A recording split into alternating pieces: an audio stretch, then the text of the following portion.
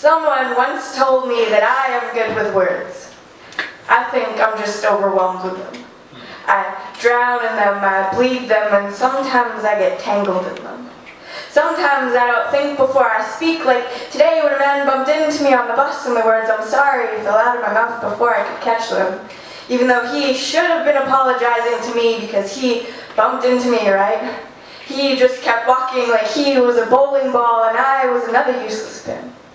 I'm sorry seems to be my new favorite word these days for reasons that even I don't understand. My grandmother is always telling me not to be a sorry person, and the conversation usually follows with "I'm sorry, I'll try harder," and then she gets mad at me for saying I'm sorry again.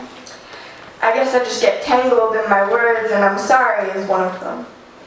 Or when I was 14 and I asked my mom if I could go to a college party, and she obviously said no, and the words "I hate you" slid across the kitchen tiles and got caught in my mother's throat until the only thing that she could say was "go to your room." And if you're listening, Mom, please know that I do not hate you and I'm sorry. Or just a few weeks ago when he kissed me for the first time and the words "I love you" hit him like a freight train, and I think that kind of scared him away. I think I'm going to put that on my list of things not to say on a first date.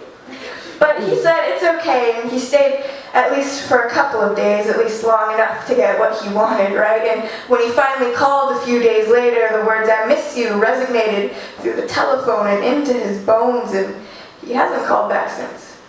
And I said it again, I'm sorry, I don't actually love you, I don't actually miss you, please don't leave me.